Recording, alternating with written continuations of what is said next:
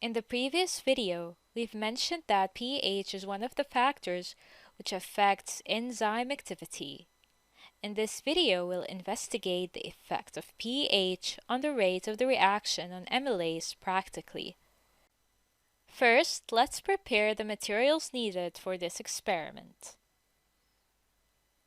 So we need a water bath, a thermometer, clean test tubes, pipettes, a graduated cylinder, a spotting tile, a timer, buffers of different pH solutions, an iodine solution, the enzyme amylase.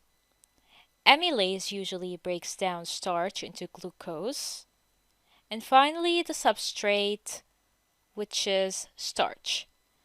Now it's time to start.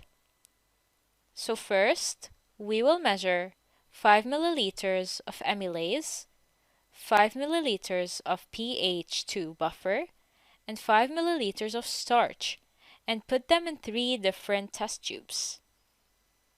Second, we're going to place the test tubes in a water bath for 10 minutes to reach an optimum temperature of 37 degrees, because amylase optimum activity in the human body is at 37 degrees. And remember to monitor the temperature using a thermometer. Meanwhile, we will place drops of iodine into the wells of the spotting tile, which we will use to test for starch.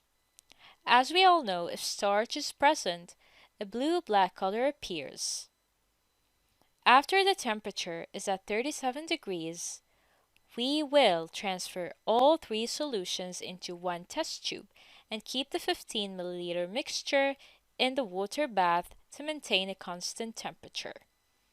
Once we put all test tubes into one test tube, the enzyme will rapidly start digesting starch.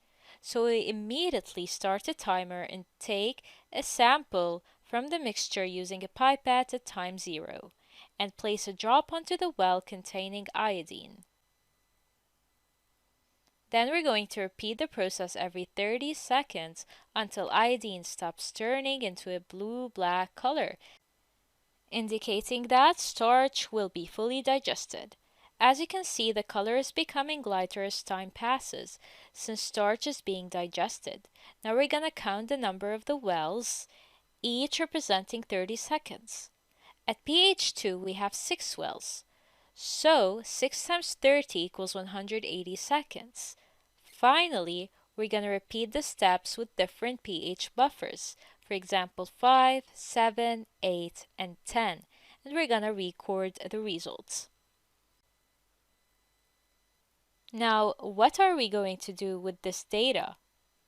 We can calculate the rate of the reaction, but first we need to identify our variables.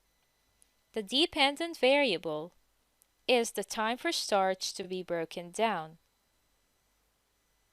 The independent variable is the pH, and the control variables are the temperature, the enzyme concentration, the substrate duration, and the volume of the solution used.